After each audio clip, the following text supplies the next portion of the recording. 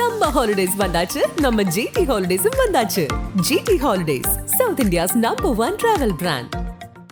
நமது இந்தியாவின் முதல் பெண் ஆசிரியை என்ற சிறப்பை கொண்ட சாவித்திரிபாய் புலேயின் 129வது நினைவு தினம் இன்று. அவர் யார், அவரது சேவைகள் என்ன, அவர் புரிந்த தியாகம் என்ன என்பதை இக்கால தலைமுறையினர் அறிந்து கொள்வது அவசியம். சுதந்திர காலத்திற்கு முந்தைய இந்திய சமூகம் எல்லா அவலங்களையும் கொண்டதாக இருந்தது. குறிப்பாக தாழ்த்தப்பட்ட மற்றும் ஒடுக்கப்பட்ட சமூகம் சொல்ல முடியாத பல துன்பங்களையும் அடக்குமுறைகளையும் சந்தித்தது. அவர்களை கரம் கொடுத்து தூக்கி விடுவதற்காகவே இந்த மண்ணில் உதித்தது போல் மகாராஷ்டிரா மாநிலத்தின் சதாரா மாவட்டத்தில் பிறந்தவர் சாவித்திரிபாய் புலே. விவசாய குடும்பத்தில் பிறந்த அவர் அக்கால பழக்க வழக்கங்கள் படி 9வது வயதிலேயே ஜோதிராவ் புலே என்பவருடன் திருமணம் செய்து வைக்கப்பட்டார். இளம் வயது என்றாலும் அக்கால சமூக அவலங்களைக் கண்டு மனம் கொதித்தவர் ஜோதிராவ். அவ்வளவு இளம் வயதிலும் அவர் பொறித்தெரிக்கும் சமூக சிந்தனைகள் உணர்வு கொண்டிருந்தார். அந்த உணர்வை தனது மனைவி சாவித்திரிபாய்க்கும் ஊட்டினார். இதனால் உலக நடைமுறைகளையும் இந்த இந்திய சமூகம் எப்படி கட்டமைக்கப்பட்டிருக்கிறது என்பதையும் தெள்ளத் தெளிவாக உணரத் தொடங்கினார் சாவித்திரிபாய். இளம் வயது திருமணம், சாதிய பாகுபாடு, குறிப்பாக பெண்களுக்கு எதிரான கொடுமைகள் ஆகியவற்றைக் கண்டு மனம் கொதித்தார் சாவித்திரிபாய். இதனால் இவர்கள் இருவரும் இரட்டை குழல் துப்பாக்கி போல் சமூக அவலங்களுக்கு எதிராக சாட்டையை சுழற்றினார்கள். சாதிய மற்றும் பெண் ஒடுக்குமுறைகளுக்கு எதிரான போராட்டத்தில் இருவரும் தீவிர களப்பணியாற்றினர். குறிப்பாக கீழ்ஜாதி பெண்களுக்கு கல்வி மறுக்கப்படுவதை சாவித்திரியால் ஏற்க முடியவில்லை. தனது கணவர் ஜோதிராவ் புலே தனக்கு கற்றுக் கொடுத்த கல்வியை கொண்டு மற்றவர்களுக்கும் கல்வி கற்கும் அறச்சேவையை தொடங்கினார் சாவித்திரிபாய்.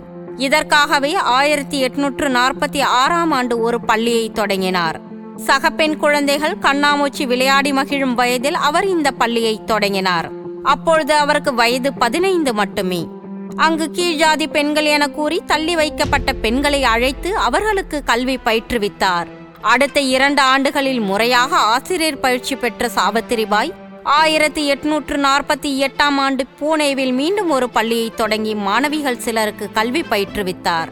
ஆனால் இதனை காண பொறுக்காத மேல்சாதி வர்க்கத்தினர் சாவித்திரிபாய்க்கு எதிராக பாய்ந்தனர். அவர் மீது சேற்றை வாரி இறைத்தல், மலத்தை வீசுதல் போன்ற பல அநாகரிக அசிங்கங்களை, தொல்லைகளை கொடுத்தனர். இதனால் ஒவ்வொரு நாளும் பள்ளிக்கு செல்லும் பொழுது பழைய சேலைகளை அணிந்து சென்ற சாவித்திரிபாய் பள்ளி சென்றதும் வேறு ஆடைகளை உடுத்தி கொண்டு பணியை செய்து வந்தார். இது மட்டுமின்றி விதவை பெண்களின் தலையை மொட்டையடிப்பதை கண்டித்து அப்பணியில் ஈடுபட்ட நாவிதர்களையே ஒன்று திரட்டி மிகப்பெரிய போராட்டத்தை நடத்தி மாற்றத்தை ஏற்படுத்தியவர் சாவித்திரிபாய் புலே. கடந்த 1870ஆம் ஆண்டு ஏற்பட்ட பஞ்சத்தால் ஆதரவின்றி விடப்பட்ட 52 குழந்தைகளுக்கு ஆதரவளித்து அவர்களுக்கான உறைவிட பள்ளியை நடத்திய பெருமையும் சாவித்திரிபாய் புலேயவே சாரும்.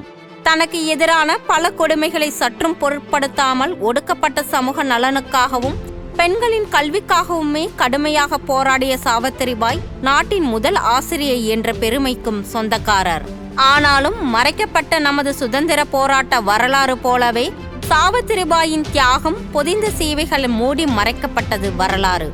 அரசியல் தளத்திலும் ஆட்சி அதிகாரத்திலும் ஆதிக்கம் செலுத்தியவர்களின் சூழ்ச்சியே இதற்கு காரணம்.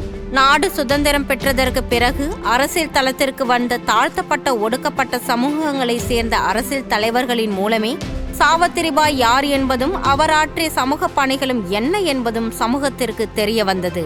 நோய் தொற்றால் பாதிக்கப்பட்டவர்களுக்கு சிகிச்சை அளிப்பதற்காகவே தனக்கான மரணத்தை தானே வரவழைத்து கொண்ட மாபெரும் தியாகிதான் சாவித்திரிபாய்.